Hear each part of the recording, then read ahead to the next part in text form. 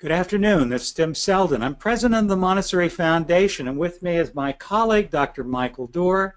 Michael is a former president of the American Montessori Society. He's a senior Montessori school consultant and teacher educator with the Montessori Foundation. He also does work independently. Michael and I and Jonathan Wolf and many other people who you know and hopefully love are available to help you in any way that we can. But Michael and I give up our time each week to share with you things that we think will be of value to you as a Montessori school leader. We know that some of you are school teachers, Montessori educators. Some of you may be parents just trying to understand Montessori better. You're all welcome. And today we're beginning a new series. And this particular series starts with a two-parter. You can teach it all. And Michael will explain it in a minute, but I just want to mention before he does that this is really the beginning of what's going to evolve into a course.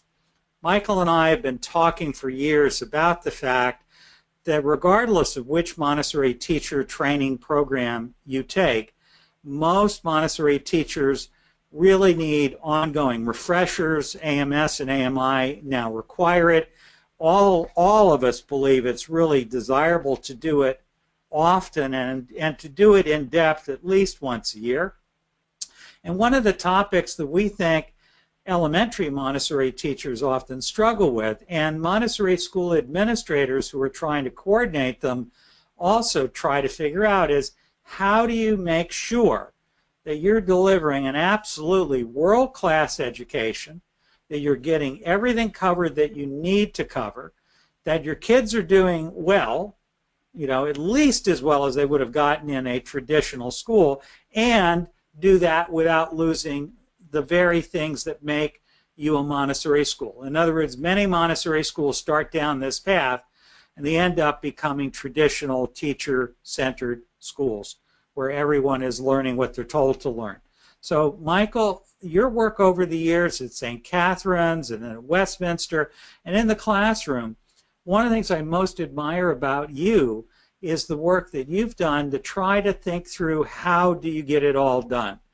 And I'm so glad you gave up your time to not just participate as a co-host, but to actually present on a topic I know you love and are an expert in. And I also want to mention, you wrote me earlier this morning that you've got an advanced copy of your new book. That's right, I do. All the time.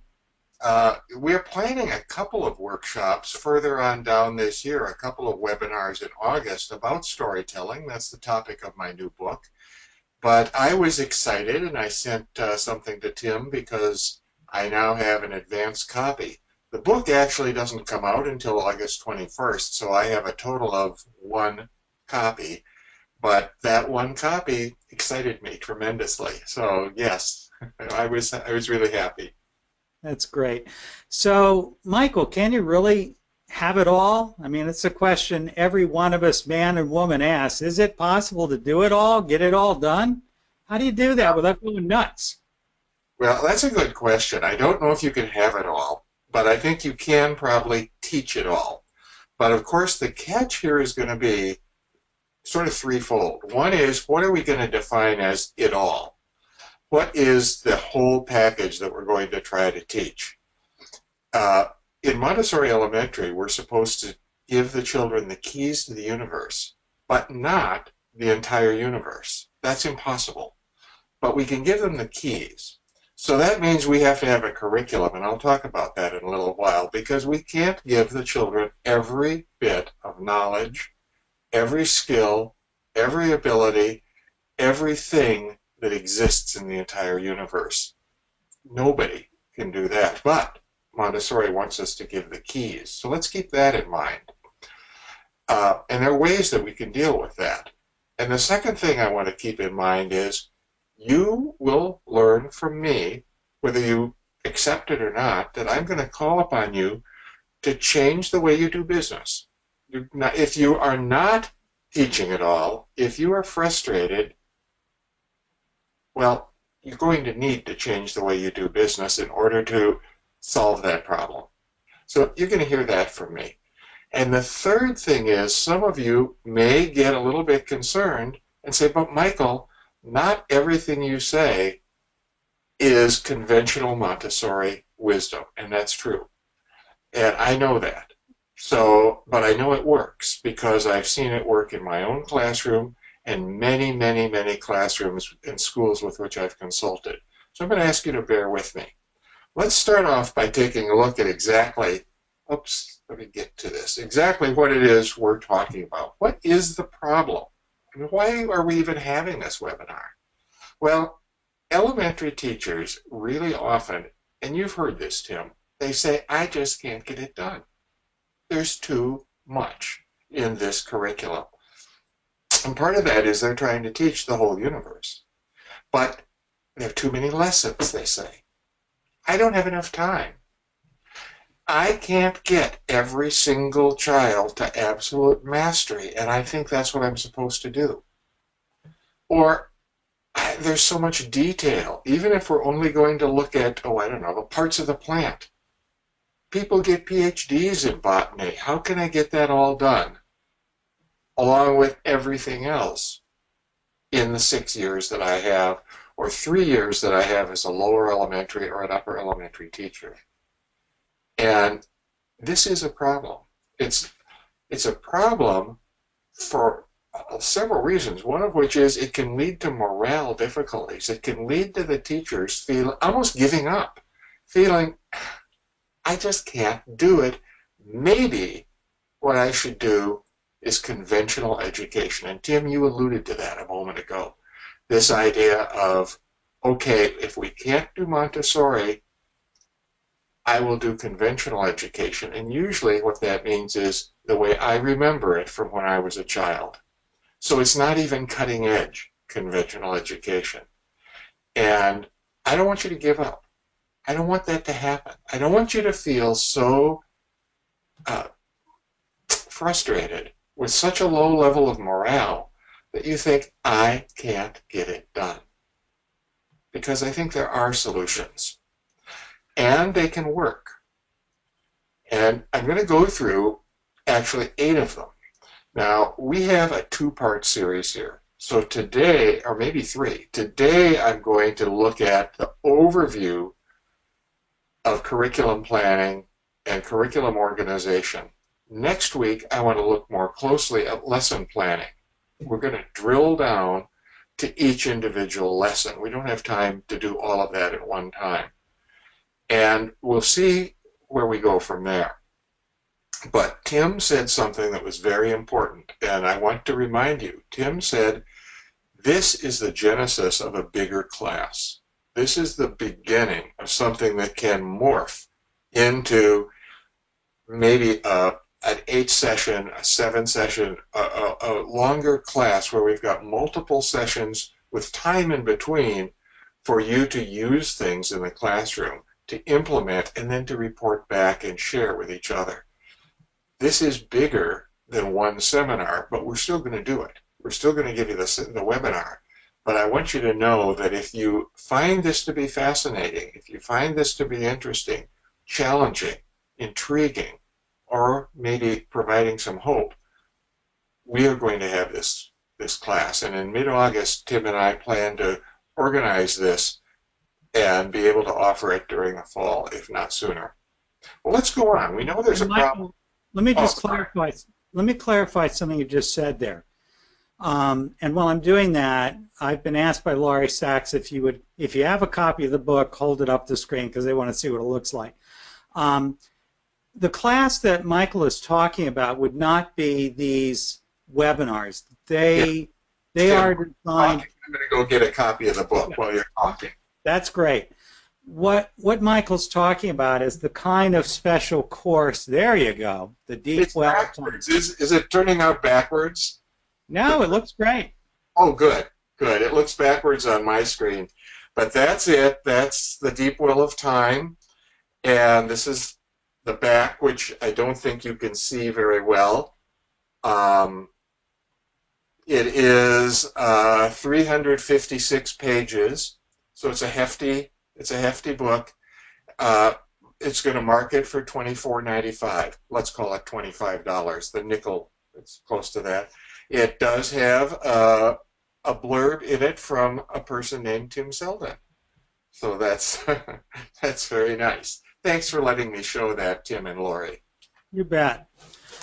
So the kind of course that Michael's talking about would be courses that we run as much more formal professional development. And I want to remind you that in addition to these free, very, very informal, off-the-cuff programs that we do every week, we also do courses on demand for schools. And when I say on demand, they're usually live. We also have some things that we've recorded that people can sign up for. And some of you are well familiar with the Montessori Leadership Institute. But what we're talking about would be a first cohort of people who want to take an advanced course in how to do elementary Montessori at a whole new level using a very specific system that Michael developed over the course of his career as an elementary guide. Anyway, more about that later. Okay, let's pick this up. I do want to say, I want to throw in a shout out to Parent Child Press. They are the publishers of this book, and they are part of Montessori Services. So to purchase the book, you can go to Montessori Services, but the book is not going to be available until the 21st of August, but they will be taking advance orders. So I hope you have it. And Lori, it's good to hear that you're here too again. I'm glad to hear that you're here. Okay, well, we've taken a look at the problem. And if you are an elementary teacher, or if you're an administrator in a school which contains the school grades 1 through 6, the elementary level, elementary 1 and 2, you've heard these problems. I'm not telling you something that's brand new. And if you have been around these Montessori teachers, I know you've heard it.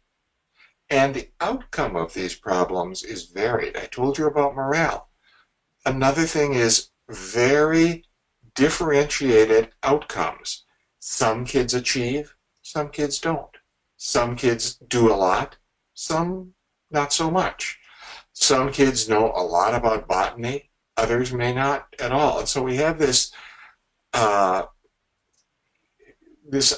level problem of being able to think at least, and this is one of the presumptions I'm going to make, at least we have a responsibility to give every child a minimum set of lessons, leading to at least a minimum set of skills, abilities, and pieces of knowledge. We know not every single child will achieve the same thing or in the same way. That's at the heart of our idea, of Montessori idea. But they aren't going to achieve it if we don't even give them the opportunity to have the lesson. And that is indeed an outcome of this I can't get it done problem. Let's see what I'm going to go on with here. There are solutions. Okay, you can take a deep breath now. Yeah, we will get them. And more importantly, some of them, many of them will work. All of them have worked in some classrooms. Many of them have worked in all classrooms I've worked with. So I know, I can tell you, that you can make this problem diminish or maybe go away. But they will require changes in how you operate in the Montessori school and the Montessori classroom if you're already having a problem. So, Michael, let me ask you a question. Okay. You and I haven't had a chance to kibitz. Michael was tied up until just a few minutes ago in wall-to-wall traffic because of a major Black Lives Matter protest that was going on in the St. Paul area. So I'm so glad you were able to make it. But in your talk, are you going to speak about the 3 streams, the 3 rivers? You just hold on there, Tim. Hold on. We'll see. Okay, we'll see. I'm not going to give you a clue till I give it to everybody. But yes, we did have a horrible thing that happened here in St. Paul. in which a young man who happened to be black was killed, and he happened to be an employee of a Montessori school here in St. Paul. And so there's a lot of outrage and concern, and that leads to demonstrations, and I did get caught up in one of those. And it was peaceful. It was legitimate and peaceful. So I'm glad to be here. Well, let's go on. Here are the 8 solutions I'm going to talk about. And this, you don't have to sit down right now and write every one of these down. This material is available to you. You can get it. And Tim has put it online for you, so you'll be able to get a look at exactly this slide. Take the time, instead of copying everything that's on the slide, to make questions or concerns or inspirations or ideas that you may have. These are the things I think you need to have, and let me define each one of them briefly. One is a comprehensive written curriculum plan. A plan that says what you are going to guarantee that you will offer to children every year. That you can say, when little Tim is 8 years old and is in the 3rd year of lower elementary, we can guarantee that we will offer to him work on the timeline of humans, for example. That this is going to be something that will be there. It will not go away because we've decided that Tim isn't ready for it. It won't go away because of anything else.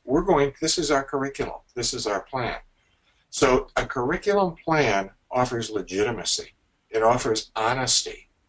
One parent said to me, this was years ago before I got this all done, she said, you know, you've been at this for about 100 years, Michael. Why can't you tell me what my 2nd grader's going to do this year?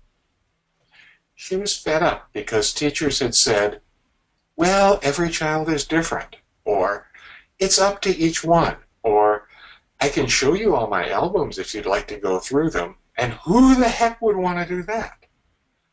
And it'd be like if you went to a restaurant, and instead of a menu, the chef brings out a pile of cookbooks and says, why don't you page through all these and find out things you like? That's useless. And it implies to the parents that we don't have a grip. But we do. A curriculum plan not only makes that clear, but it helps us to get a grip, because we have to sit down and think, well, what should we have done to have been ready for that timeline of humans? And what should we do after we've done that first introduction? And that leads to something that I'll talk about in a while, the sequence of activities. A second thing we're going to need to have are weekly lesson plans. I already told you next week I'm going to focus more on weekly lesson plans and how to develop them, so that we can know what lessons will be presented on Tuesday, who will receive the lessons and what they'll be that will be presented every day. And you, if you're a school administrator, have an absolute right to get those lesson plans turned into you on a regular basis, so that you can say, I'm going to go to Mr. Dorer's classroom and observe today, and you have the lesson plans in hand. You know that that day I'm going to present the timeline of humans, for example. I'll get off that particular piece of material. But that way, you know, when parents call, you're not blindsided. You're not shocked. You and the teacher and the children make up a seamless team. The third thing we're going to talk about are designated days, by which I mean days that are devoted to teaching particular subject areas. For example, Monday, and this is just for instance, Monday could be an arithmetic day. And on that day, I will present arithmetic lessons, and you can take that to the bank. Those lessons will be presented, and there will be a lesson presented. There will be 3 lessons presented that day, I promise. Now, that doesn't mean the children can only work. This isn't about the children's work. They might choose to work that day on that timeline, for example. They may choose to be working on a number of different things. This makes me honest that I will present a particular thing on a particular day, and I'll give you a lot more about that next week. My schedule, and I suggest this to you, and you're going to see some numbers to it because I'm a math guy, and I'll put numbers to this in a while. One lesson per age group, per subject, per week. That is a target that we should be aiming for. A math lesson weekly for each group. That means the math part, which we'll get to later, but I'll just hint, means it's about 30 to 36 lessons per year. You're beginning to see how if I know I have 36 lessons, how I can figure out what those are going to be and teach them all. But I have to know first what they're going to be. Now the fifth thing we have to make this work is a great period. The great period is a term I invented, but I use it all the time. It's a term that refers to that uninterrupted 2.5 to 3 hour block of time. Ideally, I think almost certainly in the morning. A block of time that can be interrupted by you helping individual children, by presenting lessons, by offering assistance, by noticing things that children do and accomplish. You can observe during that time, but it's not a time during which we can have pullouts, recess, French class, computer class, dare, all of these other things. No, this is a time that is devoted to an interaction with the Montessori materials and curriculum and with each other. So that's what that block of time is for. Now the sixth thing is called the open lesson policy. And this we'll talk about more later, but this is an idea that Mario Montessori, who you probably know was the son of Dr. Maria Montessori. Mario Montessori wrote about this first in the 1960s. And I discovered this writing back when I was doing research, which I did on curriculum development in Montessori decade by decade from the teen years up till now. I mean the 19-teen years up until now. And in the 1960s, Dr. Montessori was no longer alive, but her son was active and was writing. This idea that he wrote about is the idea that you will have a targeted lesson. So, for example, my first year group is the group I'm going to target, but the lesson is open, that anybody can attend and should be invited to attend, that there needs to be, in fact, an explicit invitation. All right, everybody, we're going to have a lesson with the Alpha group on the addition strip board. Anybody who'd like to come and join us can do so. And that shouldn't be taken as implicit. That should be made explicit, made clear over and over and over and over to the children. And who you're going to get by that invitation is going to be two groups. One will be children who are younger, but are excited by this advanced material and want to come dip their toes in the water. And the other can be children who found this to be a favorite lesson. I love that lesson about the love story of the lines. I love that. I want to come and sit in on it again. And then you can create a third group. You can go around to children and say, Louis, I'd really like it if you could join us. And you know what? That might be a child that struggled with that lesson last year or in a previous time. But there's no onus on him for coming to this lesson because it's open. And every single week it's open to everybody. And so the children don't perceive it. I tell you, they don't perceive it that you have created this open lesson policy to help struggling children. But it does. Even though that's not evident, because you're creating it to help struggling children, you're creating it to help children who have a high interest level in this, and you're creating it to help children who are advanced. So all three populations are advanced by this idea. Now, the seventh thing, and I want to talk about this more later, are focus groups. So we've got this uninterrupted great period in the morning.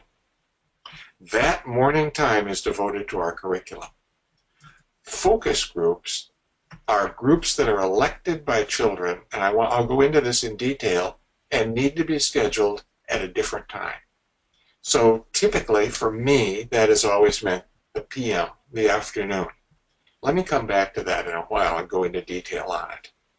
And the last idea, and this is an absolutely key idea, so it's last in the number, but not last in my judgment of what's important, guided discovery. Guided discovery, we will look at with a couple of sample lessons so that you can see what I mean.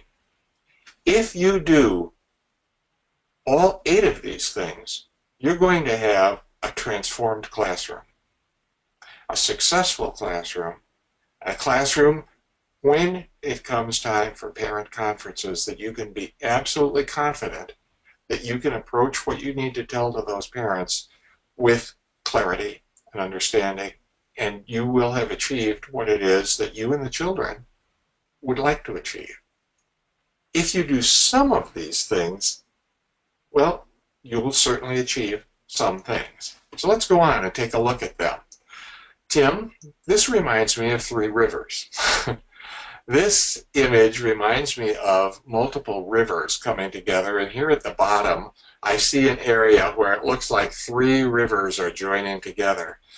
And this is an idea I stole from Tim, but I modified myself, so he does not get any blame for the way what I've done with this. But I'm going to say curriculum needs to be divided. We need to think about the things that we do in the classroom in 3 strands. And those 3 strands I refer to as a river. The biggest, broadest river that you see in the center is the strand of curriculum. That is the strand of planned exercises, lessons, materials, things that we're going to do. That is a broad, major river. Along with that, there's a tributary. Then we need to consider this as well, and that is the river of interest. That although everything in the curriculum is there because we think it's essential, there are many things that are not possible to fit into the curriculum that children may find fascinating. And they do find fascinating. And so that interest has to be honored. So we have to honor the given curriculum because that's something that the community as a whole has said, this is something that everybody should receive. Everybody should receive the ability to read, for example. But that second river of interest is some children may have a particular interest, let's say, in the fashion industry. And fashion is not one of the things that is core to the 6 major subjects that we have in Montessori. But we need to honor that interest. And the third stream is the stream of skill or ability. And it is the smallest stream. It is the stream to which we should pay the least attention. So we should not be aiming to group or organize children according to that stream because it's a tributary of the 2 bigger streams. But we can't deny that it's there. As I talk from now on about the things we're going to do with curriculum, keep these 3 strands in mind. Curriculum, interest, and ability.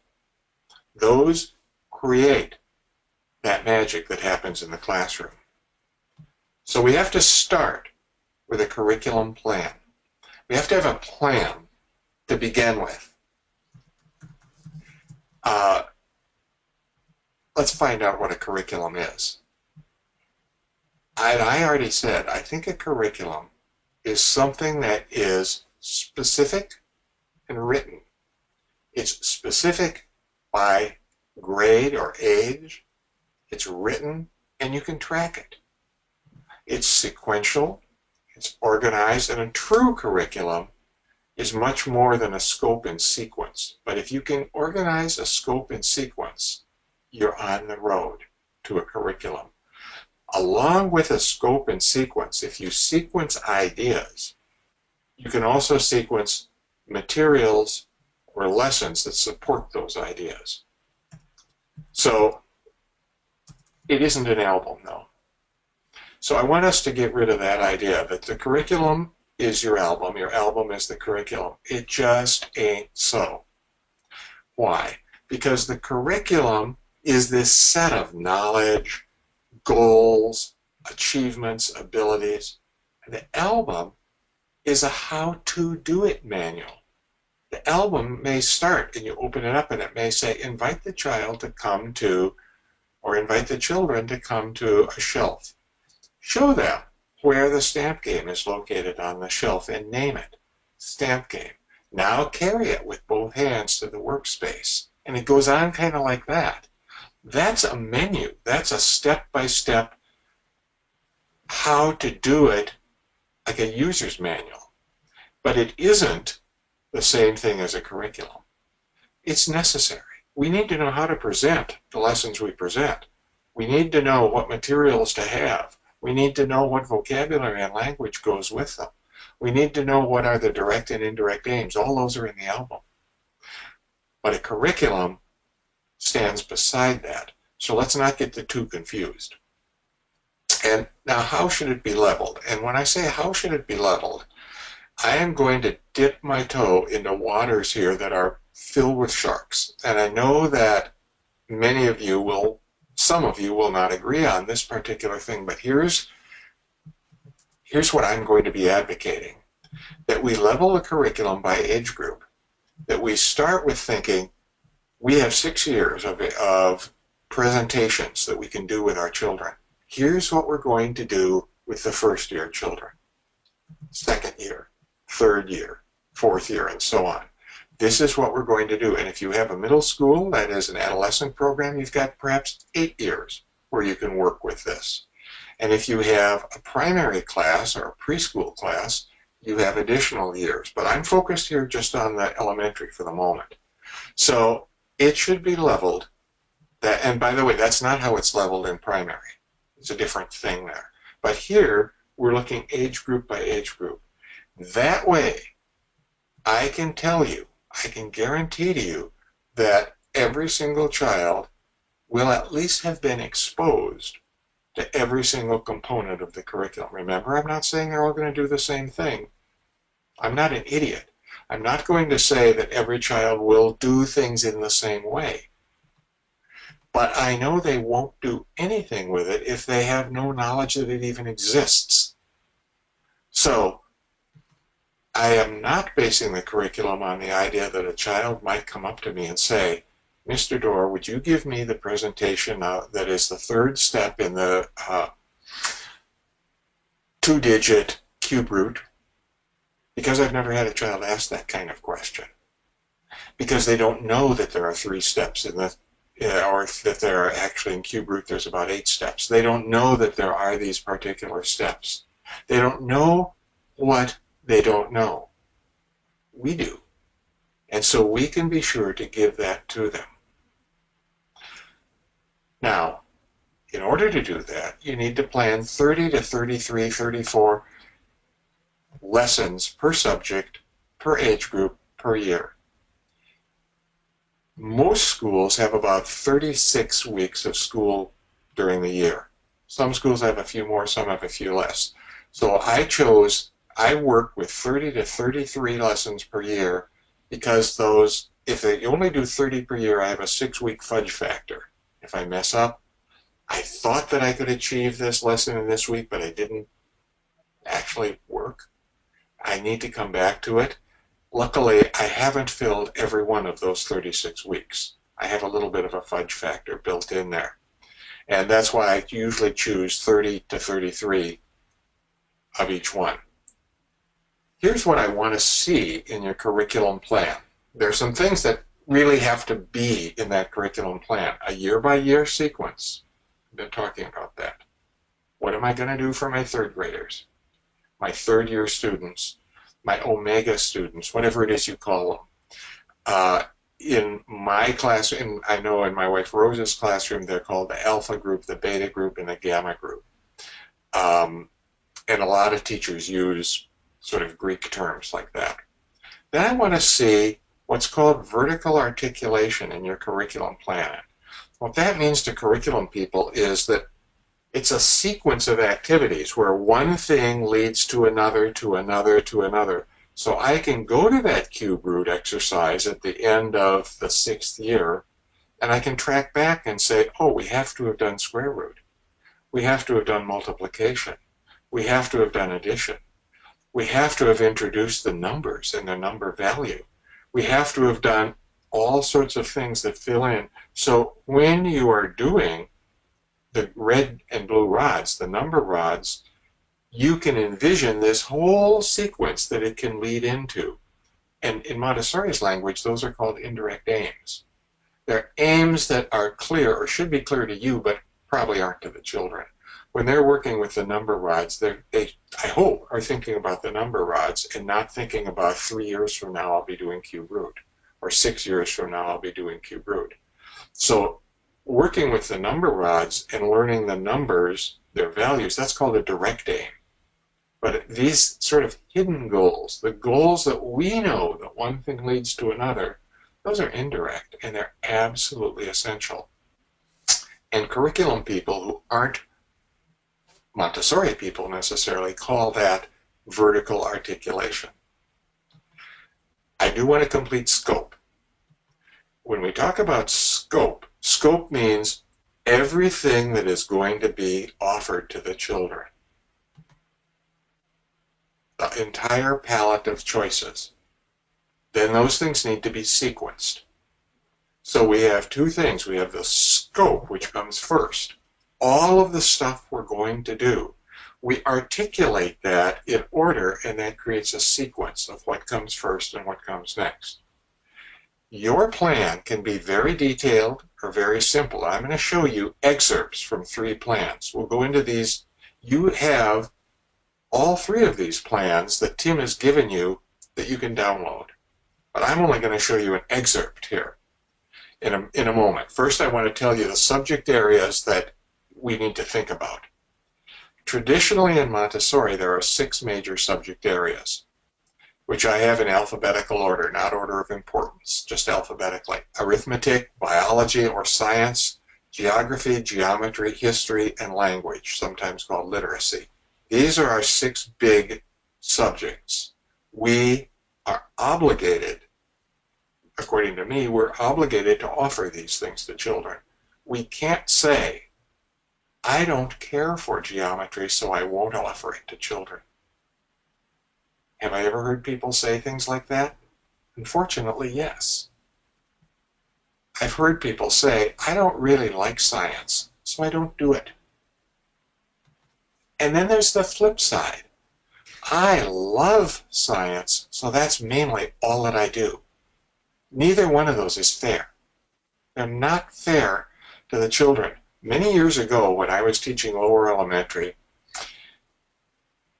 I do this every year, but this was when it first struck me. I asked the children if they would indicate their favorite subject. What do you really like the most here in class? I was thrilled, because I'm a math guy, that the vast majority of them said, math. How great. How wonderful. Time to pat myself on the back. Time for me to look in the mirror and tell me what a handsome, great guy I am.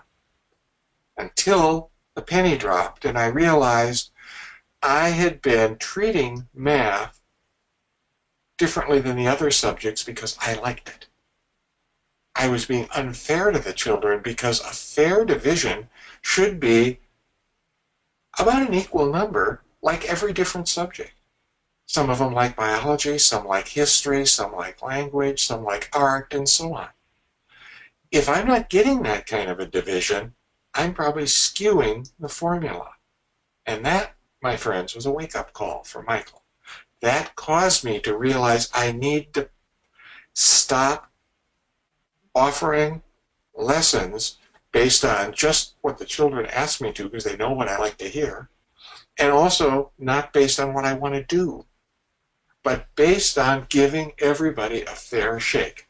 All 6 subjects are going to be offered to every single child every week. Now, these once again, what you're really saying is there are some principals who are so concerned about the exams that the first day of school, they're really pushing the teachers, go right into lessons, don't waste time orienting, because we've just got to hit our benchmarks. part of what you're saying here, as I'm understanding it, Michael, is, there's an in-between, between just turn them loose and God bless, I hope you learned something, and this sort of micromanagement or pacing guides, as they're typically called, where the school district or the principal is saying, this is what I expect all of you in lower elementary to be teaching to your 6-year-olds this week or this month. And it is possible to have a plan of what you would normally expect, right? And the key thing that you're saying, though, is this generalized point is every kid gets a lesson in every subject every week. And Yes. that's the first and the most basic thing, right? That's absolutely right. And every kid can elect to go to other lessons should she choose because of the open lesson policy. So she could possibly choose to have multiple lessons in geography, let's say. Michael, go ahead, finish your thought. I've got a new question. I love it so much I want to do it. I had a girl when I taught upper elementary, and this girl challenged me tremendously. She loved lessons. She loved to come and sit at a lesson and have me present. She came to every single lesson, presented to every single group, every single day, every single week, every single year for 3 years. Because of that, she didn't have much time to do follow-up work. She fell behind in a lot of things, and I, of course, met with her parents, and the parents were really supportive, and they said, oh, I think she's doing well. She likes things. She likes it. Well, she did like it, but I thought, am I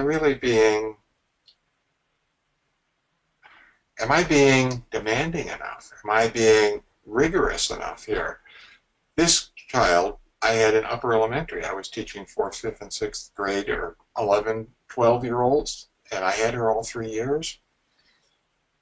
And she left the school, eventually graduated, and went on and won a National Merit Scholarship, which is a great achievement.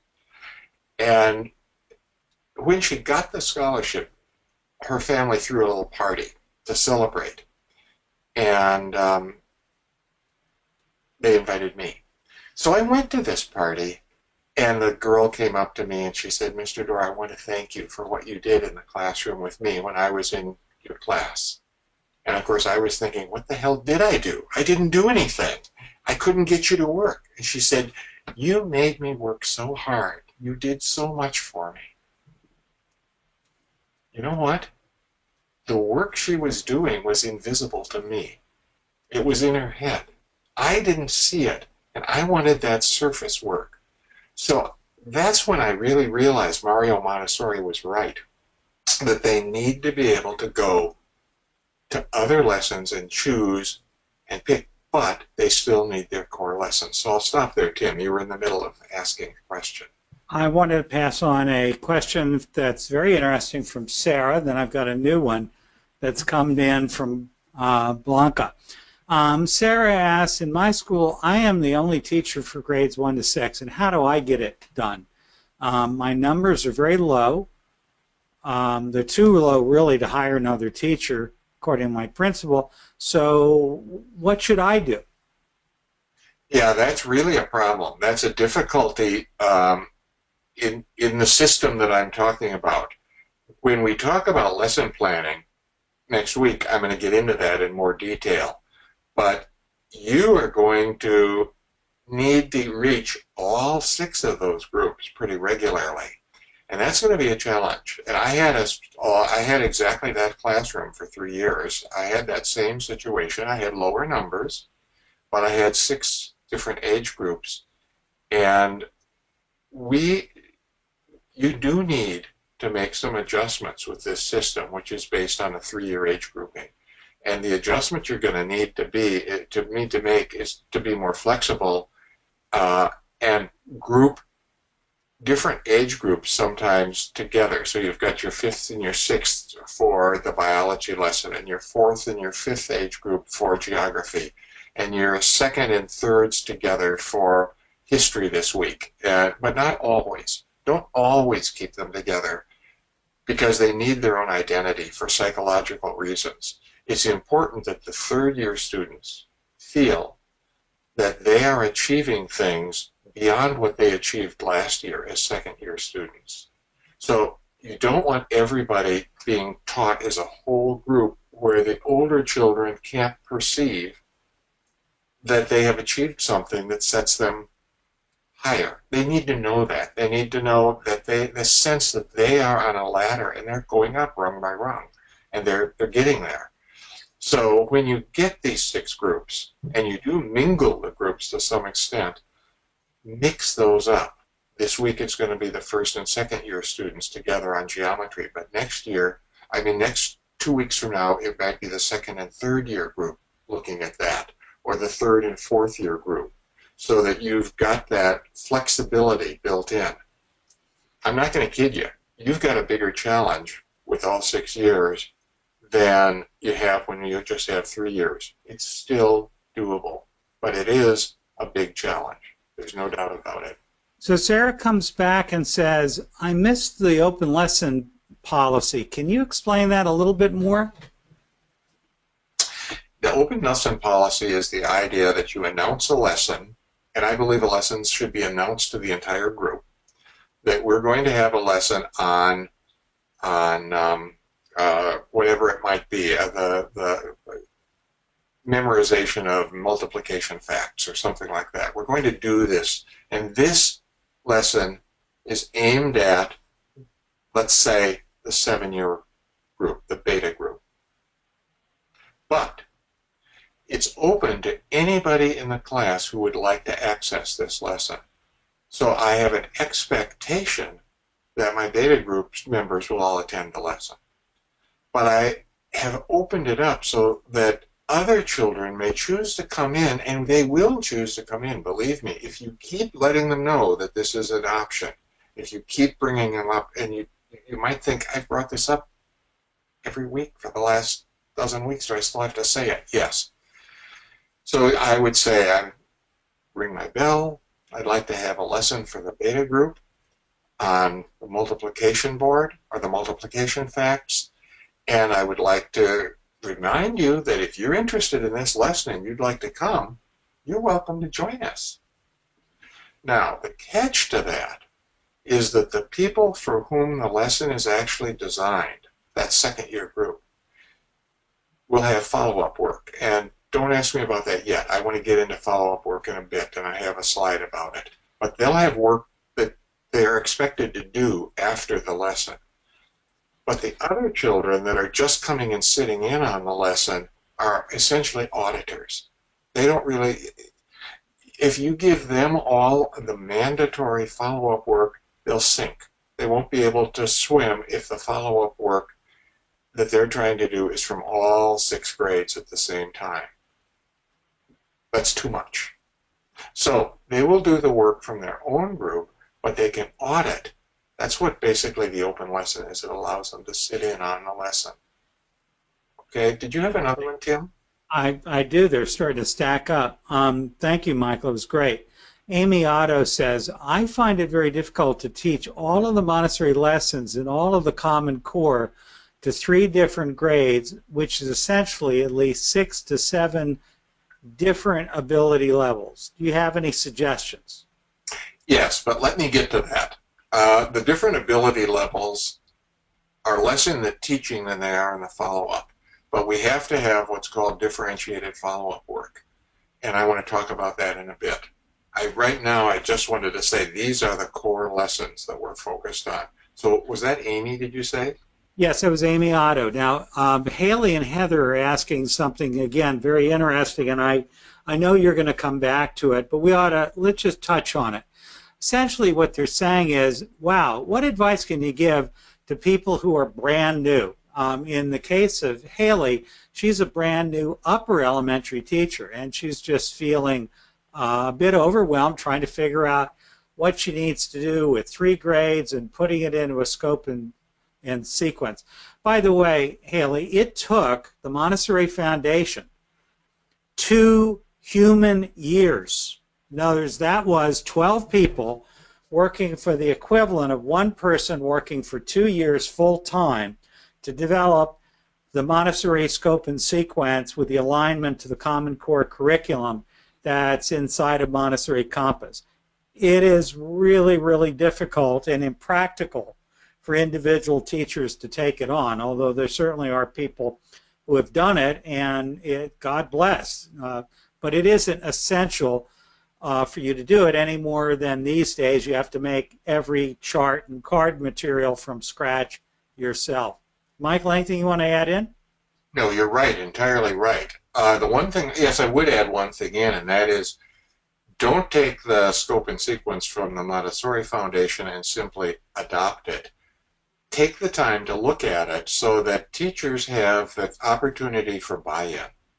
If it's just top-down imposed upon them and you say, this is the curriculum that you will teach, there will not be buy-in by a lot of teachers. And without that, you have in curriculum people, they talk about the curriculum as taught and the curriculum as planned. Yes. The greater it's different between those two things, the worse it is. So, and the reason that the curriculum is planned is sometimes not what's actually taught, is that the faculty may not have bought into that curriculum. So we want them to feel that they own it. And that's an important thing when you get any curriculum from elsewhere that you're bringing in. But I did research on this extensively in public schools, particularly public Montessori schools, and I discovered that only about 13% of the schools had adopted our year-by-year scheduled curriculum. 87% of the schools did not. 50% of the schools said it's up to each teacher what they do. And of course that essentially creates something really terrible, which is a popularity contest for the teachers. The parents vote with their children. I want to be in Tim's classroom because of what he does here, and so on. And that's one of the worst things that can happen in a school. It really undermines things. So 87% didn't have an organized curriculum. Now, I followed that up with asking, if you could have one, would you want one? If you could have an organized year-by-year curriculum. Of those that didn't have it, 93% said yes. They wanted the curriculum. So the question is, why didn't they have it? It's because of what Tim just said. It's humanly impossible for every single teacher to sit down and actually devote the attention to their classroom that they should devote and also write this whole curriculum. It's just not going to happen. And that's why you need to work with something, not necessarily only the foundation, but you need to, it's ideal to get something like that as your starting point. Well, one of the things that we really recommend is that, first off, curriculum can't just be a list of lessons and materials. It's got to be what specifically are you looking for the child to know or be able to do. The second thing is there's so much in the Montessori curriculum that's really easy, especially at elementary, to become overwhelmed. You can't get it all done. You really have to think about what is the, our friend Rianne Eisler calls it the meta-narrative, the big things you want kids to get done. The other thing is you can't get caught up in the Common Core curriculum. If you are a well-trained elementary guide and you're teaching elementary Montessori education the way they hopefully taught you to do it in your training, we have proven that you will cover what's needed in the Common Core. Where Montessori educators tend to get screwed up is they're either not using a comprehensive curriculum, and basically a lot of the stuff that we see coming out of training centers does not cover their big gaps in curriculum, and you can get into problems with that. The second thing is you really can't get caught up in being afraid. You've got to really have confidence in your ability not just to cover lessons, Lessons aren't what changes a child's heart and opens his brain to the universe. It's dancing a dance between knowing what kids ought to know by a certain age and creating a sense of magic and wonder and structure for that, what Michael's calling follow-up. This is a tricky dance, not an easy thing to learn.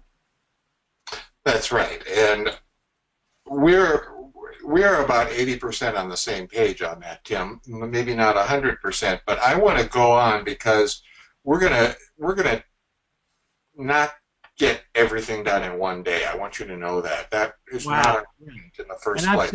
Questions are just stacking up. This is great. Michael, you keep going, and what we're going to do is I'll make sure at the end of this, anything we haven't had a chance to answer, I'll be sure that Michael gets that list of questions and he knows who asked it, and we'll figure out a way to try to respond to your questions, even if it means we add on a third session to this two-part series. We can do that, but I want to say again, the only way we're ultimately going to really get at some of it, and get at everything, is that class we're talking about at some point where we can have just purely the time. But let's look on. Here, I have here 3 ways that a curriculum plan has been organized. What's on the screen, by the way, Michael, is still the elementary subject areas. Say what? I'm sorry? What's on my screen right this minute is the slide you were on before, the 6 major subjects and the supporting subjects. Right. Okay, I'll go on, but I wanted to let you know what you're going to see here. This is a history plan. Now, this is a curriculum plan that I developed for lower and upper elementary. This is just an excerpt. This is the lower elementary component, and it's very simple. So you can see that in history there are 2 themes. One is human needs and the other is time. And so we can look at the second year and say, here's what we're going to do in the second year. We're going to have the clock of the eras, the timeline of life, and the long black line. Those are going to be the core history things that we're going to work with. Now, Tim just said a curriculum is more than a list of lessons or materials, and it is. So I'm telling you, this is very simple. But it's doable, that you can look at this and say, all right, I can achieve that. And then in the human needs side of that same year, I'm going to be working on culture folders, the chart of fundamental needs, and some other things.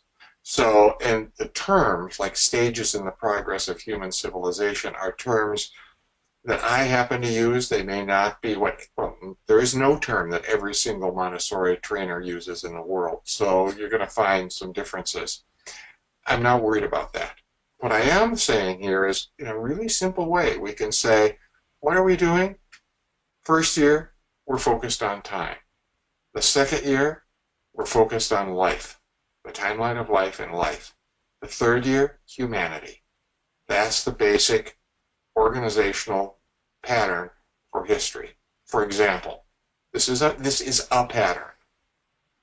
And meanwhile, we're also going to be doing things in history with respect to human needs, fundamental human needs. And those have to be coincidental with the other things we're doing. Okay, that's one way to look at it, at a plan. Let's look at another way to look at a plan. This is a plan for math. This is a very detailed plan. This is an excerpt from the first 15 weeks of second grade. So this is the document you have. It has everything from preschool through grade 6. And the column on the right, which is all 2s, shows the year of the school in which this could be taught. So in that second year, we're going to be teaching, for example, both multiplication snake games. And that'll be somewhere about October if we are able to go with this schedule. So this is a much more detailed schedule. The reason is math is very hierarchical. One thing tends to build on something else, which builds on something else. History isn't that way. So with the math, though, we can't do, let's say, families of dividends for for division if we've never done multiplication. We have to, so this leads us through a certain sequence. And this is only an excerpt. It's only a little part of what you actually have. But it gives you a way that you could say, all right, there are 31 lessons listed, or 33 lessons per year. I can do that. I can actually teach it all. I can do that. And it will get me from the numeration through cube root. It will get me there. And now, whoops. Well, I thought I had one more lesson plan in there, and I guess I don't. I thought I put one in on geometry, but I'll show that to you. I think that you did get the geometry one, though, in the handouts. Somehow it didn't get in here. But it's somewhere between these two. It's a little more complicated than the history one, but not as much as this math one. So why do I show you these three things? It's because I want you to understand that there isn't a single way that you must do a curriculum plan for every single subject in every single area. No, there's a lot of flexibility, but you have to have one of some kind. You have to have something of some kind. And it can be relatively general, like the history plan was. It can be very specific, like this math plan. And I'm sorry that my geometry didn't work out, but that's sort of in between the two. Now, weekly lesson plans we're going to talk about next week. But here's what I'm going to tell you what to do. Cover those 6 major subjects carefully. Remember, arithmetic, biology, language, history, geometry, geography, all of those have to be covered every week. But there are 6 subjects.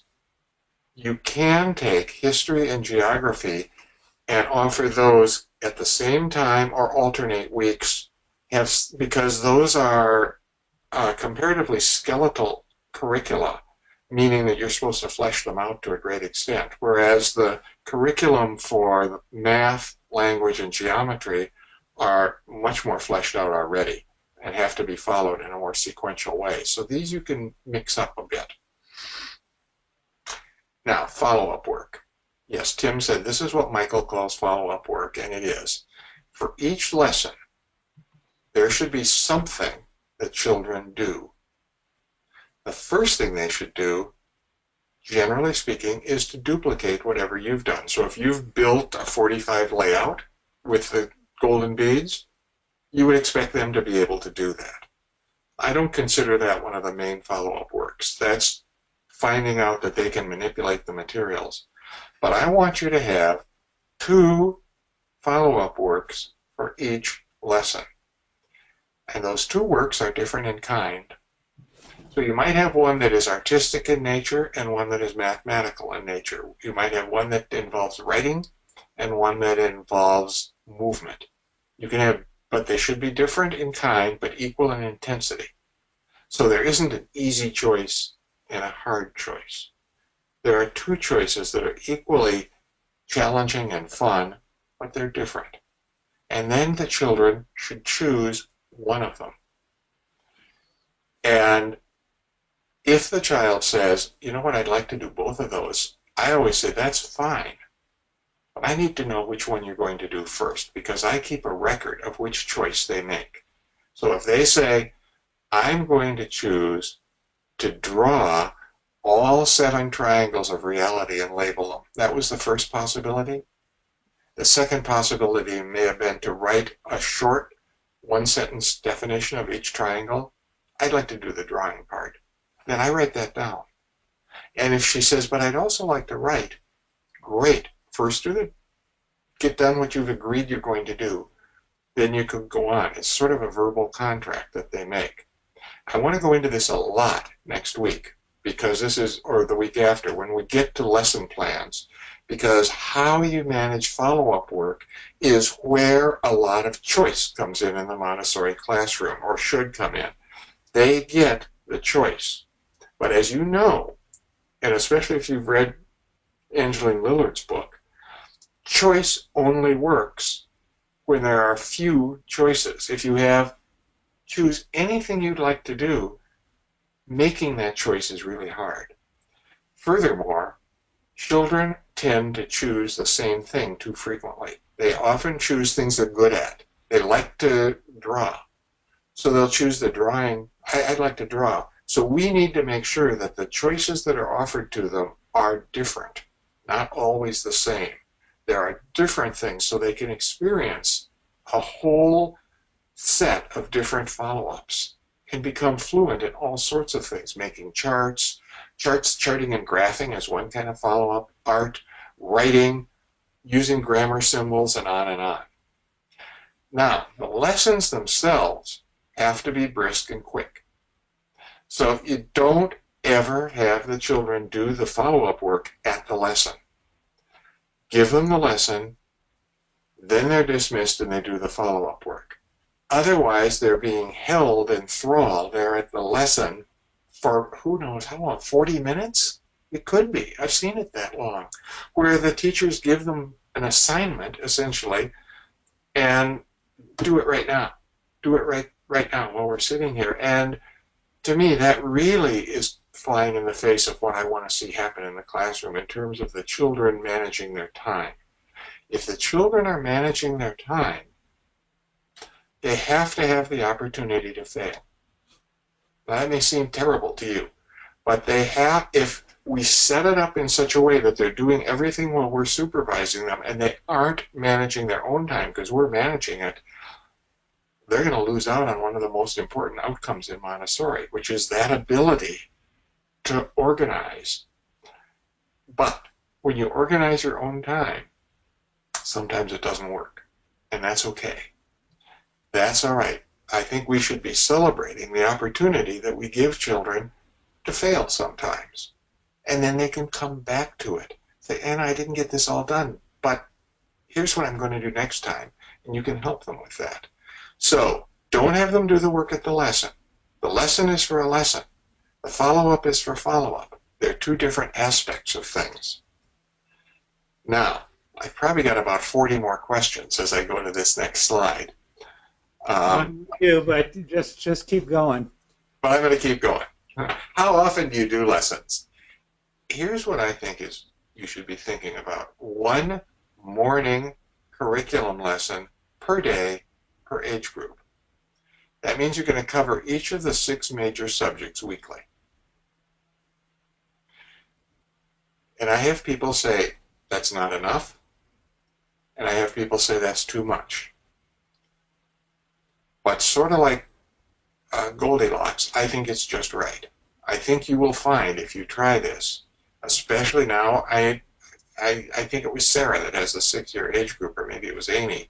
That's going to be, remember, we're going to have to approach this a little bit modified for you and for people with all 6 years. But this will work really well if you have the 3-year age grouping. You could have 7 lessons per week, some weeks, but I'd make that really rare. So children know every week I have math work that I'm going to be working on. Every week. There'll always be language work that I'll be doing. All the time. That's a given. So, Michael, I'm sure that people are thinking, wait a minute, there's not 6 days in a school week normally. So when you say one morning curriculum lesson a day for each age group, and you want to cover all 6 of the major subjects every week, let's be sure what we're talking about.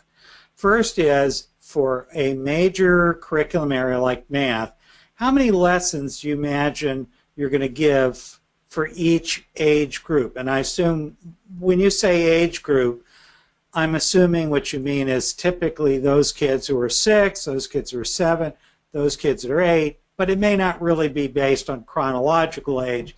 It's more kind of who's ready for this lesson, right? Let me go back to that first question. How do you fit 6 into 5? Yep. That was your... That was the first one.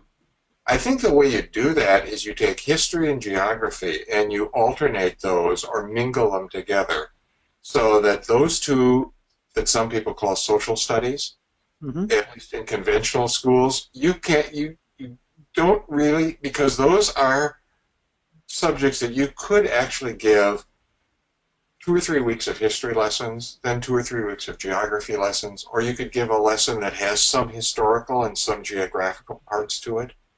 So that's the way I do it. I take those two subjects and those become, say, the Thursday topic is history/geography. While you're doing that, I think the subject areas that have the most lessons, the very most lessons, are arithmetic, geometry, and language. So those should never be offered on, we're going to talk about giving one per day. Those should not be planned to be offered on a Friday, because Friday is the most, has the highest absenteeism of any day of the week. And so if you're really going to have subjects that, and it's also the day that schools close out more than any other day. So you want to get those high intensity subjects on other days than Friday. That's just a tip. As far as the other thing, Tim, I think that we should be looking at chronological age. I don't think that skill or ability should be the filter that we use, because children bring to the lesson a variety of skills that we often don't assess, we don't know about. And they can surprise us by their understanding being different. And frequently, when they get to a lesson that we might have thought they weren't, quote, ready for, something I don't want to ever do is say that, but they sometimes come to that lesson, and by doing it, suddenly will say, now I understand what we were doing last week. Now this made sense to me. Now I get it. But if we'd held them back because we thought they weren't ready for that next lesson, they wouldn't have had that epiphany at that moment. So, no, I think that the way we deal with a variety of skills and abilities in the classroom is twofold. We have topic lessons, and I'll come to that more, and we have the open lesson policy. That's what we do. Okay? And I told you, not everything I say is going to be what you've heard about Montessori in the past. And that's fine with me, because I just decided to take sort of my courage in a basket and go forward and say, this is how I know this can work. And if you have a different point of view, I want to hear it. I love it. I mean, I'm just seeing people just kind of vibrating. Oh my goodness, that's a lot of lessons. And what do you mean? How can you keep those lessons short and concise? They're so complex. Well, I know exactly what you mean. Let me offer my perspective first on this one. Go ahead, Tim. My perspective is most of us think that we need to hand all kinds of information to kids. And I always thought of teaching in Montessori at any age level, including high school, is sort of like a raider on horseback, hit and run.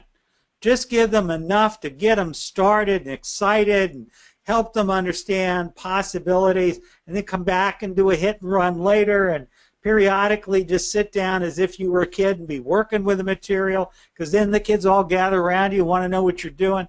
I think a lot of us just think we have to go over it point by point by point. We take a half an hour to an hour, hour and a half to do the children's work for them. You're very right there. That's very right. And let me tell you this. When the children leave the lesson, I don't expect them to understand it. Because otherwise, why would they go and work with the material? If they had already figured everything out, why is there anything else for them to do? We need to think that the understanding that they develop is through their own work, through things that they do, not through my words, but what I can do is perhaps teach them how to manipulate the material. But from the manipulation of the material that they do should come their understanding. So if I'm going to hold them at the lesson and pound that lesson in until they finally have achieved understanding, I'm really going against the grain of what it is we're supposed to be doing in Montessori. That is so true. One of my favorite expressions is so many kids, and remember, I grew up in this stuff. So many kids will tell you when they're older that they knew how to, they called it in my school, hanging out at the mall. Basically, looking busy, moving pieces of wood and plastic and metal around on a rug. You really have to know the difference between the materials and what they do versus real learning and the whole idea of how to teach.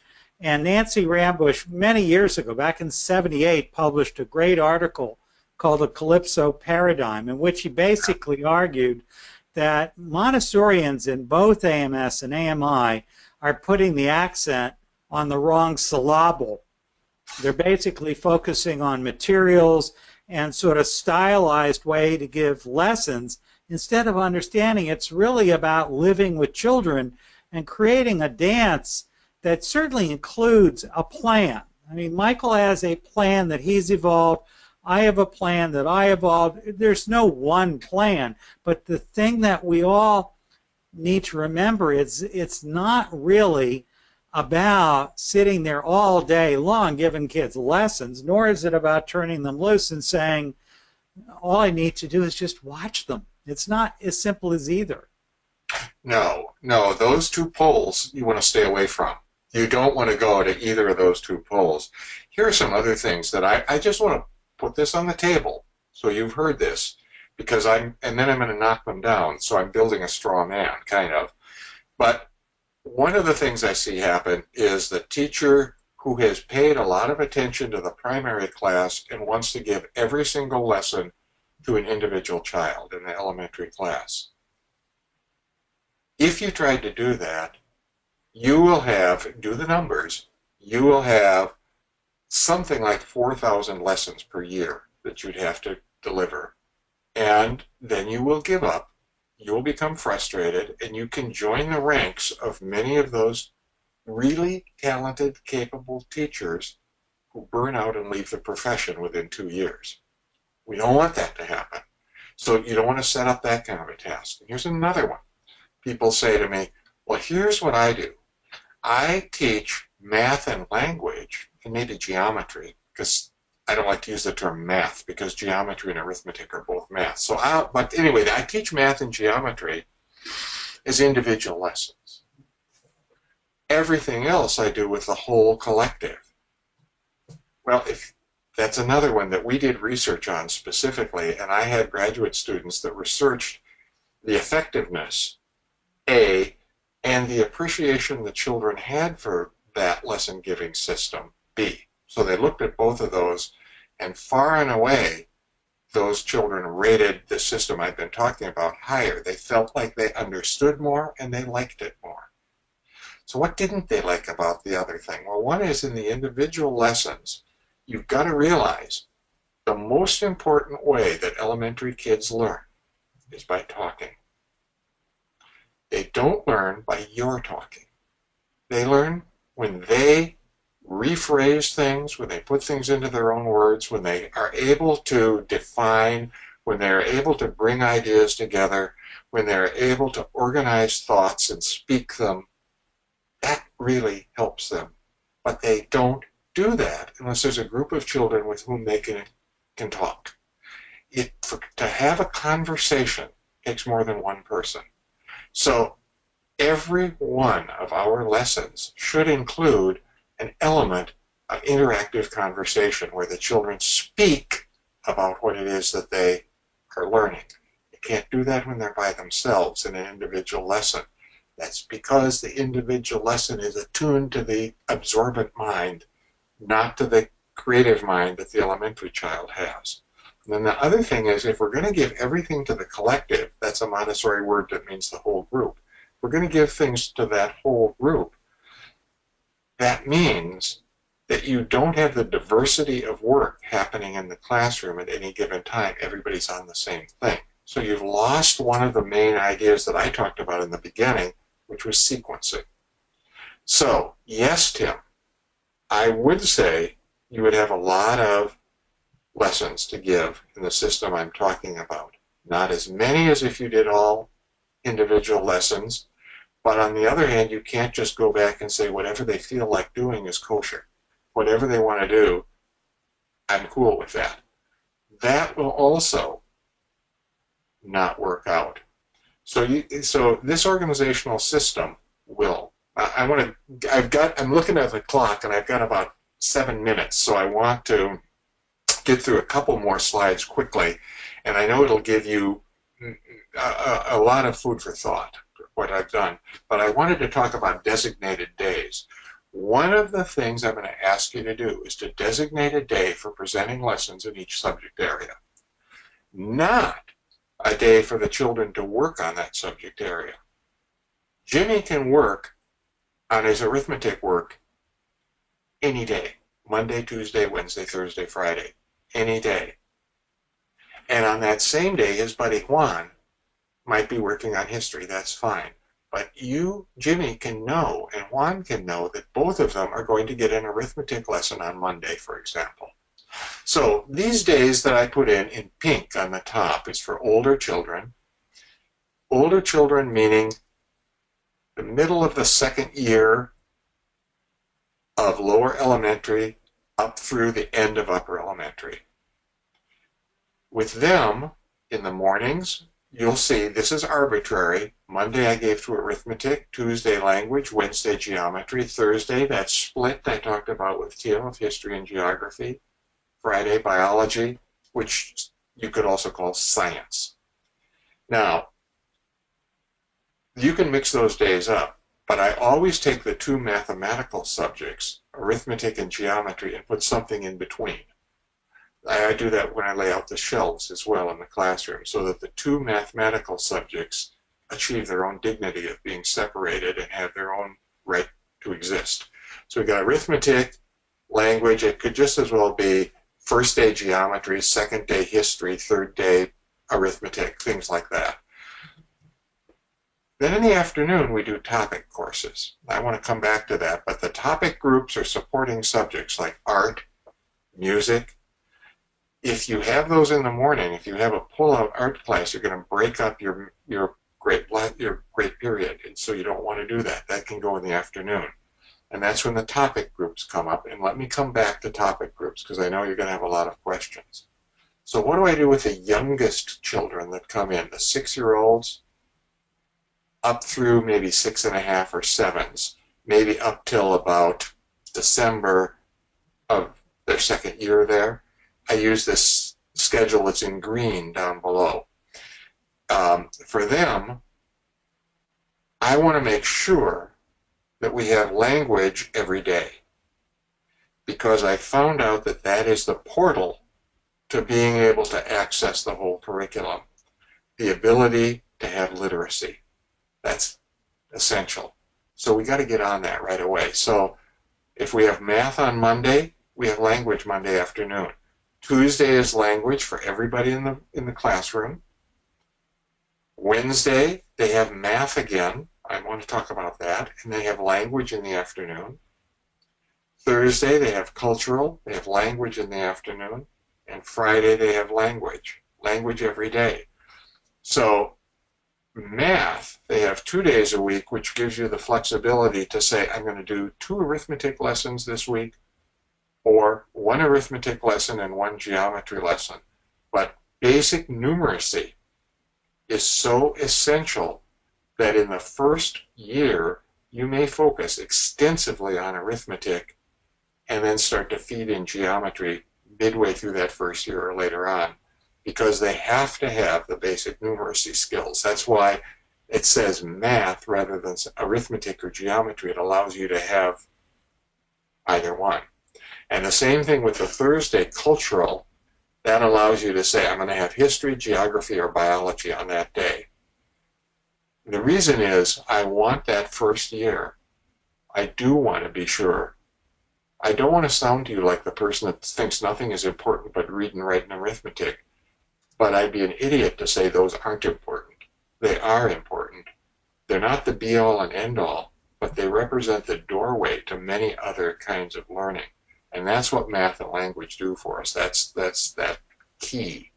Once they get through that, by the beginning part of the second year, they go to the pink schedule. Okay? That's the day-by-day designated day schedule that I use. The numbers game. All right. You may think, okay, Michael, you're killing us.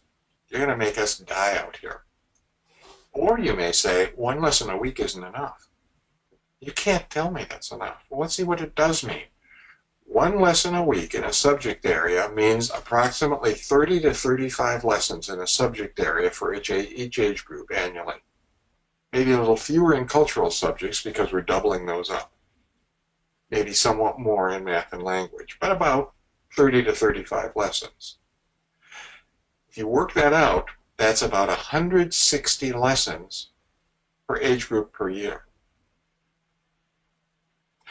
And then if you multiply that and you say, I have a full 3-year age group class, that's 480 lessons you're going to be giving in that year. So for those people that say, it's not enough, I'm telling you, that's 480 lessons. It's a lot. And as it says in blue at the bottom, this may seem daunting, but remember, it's only one daily lesson per age group per subject. So Monday, I only have to think of 3 arithmetic lessons, which hopefully are on my curriculum plan. I don't have to think about 480, I only think about those 3 lessons. Tuesday, same thing. Wednesday, same thing. You are freed from the idea of saying, well, whatever comes up, I'm just going to set them free. I might have 20 lessons to try to do today. You're going to have 3. So I know it's scary. 480 is a lot. You're a lot better if you think one day at a time. You think, today, I'm going to give my 3 math lessons. Today, I'm going to give my 3 language lessons, rather than think about that total number. And I want to talk about that in the lesson planning time when we go on. Now, we're about at the end of time, so when I come back next week, I want to pick up with the Great Period and talk about how that's going to happen. I want to talk a lot about topic groups, which are sometimes called focus groups. I want to talk a lot about guided discovery, and then we'll go on into lesson planning. So these are things that we will take a look at as we go forward. I hope I haven't scared you away with the idea of, my God, he said the number 480, that's impossible, or that's not enough. And it's kind of what I was just saying to Tim a while ago. If you choose either pole, you're going to give every kid an individual lesson every day and everything, or the other pole, which is whatever they do is cool. Neither one of those is going to allow you at the end of 3 or 6 years to be able to say, we achieved what we wanted to achieve. You're gonna be frustrated one way or the other. So, Michael, that was brilliant. There are a million questions, and we don't have time to go into them today. Again, I'm going to download the transcript of all the questions that came in. Michael and I will go over them. We'll figure out how we want to address them. Please don't be frustrated, but I do want everyone to remember, this session and the one after, and there's going to be, you're actually going to see between now and mid-August a series of integrated lessons that Michael and I are going to present that are going to talk about these kinds of issues. We know we're frustrating you, and the reality is we're only giving you the tip of the iceberg. Professional development of this sort is not something you can really do by just doing a 1.5-hour webinar. It requires a deeper level of training and coursework, and particularly discussion. What Michael's been doing today is what we would talk about in terms of whetting your appetite, getting you agitated. You're sitting there asking a million questions, which is what you're supposed to do. And the real work will be what you do, hopefully, as part of a multi-session course that we'll organize that you can do in your off hours during the school year. that will be a serious professional development training for those of you who are school leaders and really want to figure this stuff out so you can support your teachers, or for those of you who are either new or experienced teachers who really want to understand this at a whole different level of depth. Michael, thank you. It was wonderful. Thank all of you to have been online. This is exactly why we're here. So I just want to remind you, this is a Montessori, yes, your book, The People of Time. Read the book. And in more ways than one, what Michael is saying is to be an elementary Montessori guide is to a large extent being a storyteller. And that's a big part of it, which is why he wrote that particular book. So that's it for this week. The recording will be uploaded sometime over the next week to the IMC Members Library along with the files Michael provided. And again, I will show Michael the questions you've been asking that we haven't already addressed. So we'll see you next week, same time, same place, and we'll continue to try to get you thinking. That's what we're here for, is to cause you to think deeply. Michael, everyone, thanks so much. Thank you. Tim Selden and Dr. Michael Dorer signing off for this week from the Montessori Foundation. Bye-bye.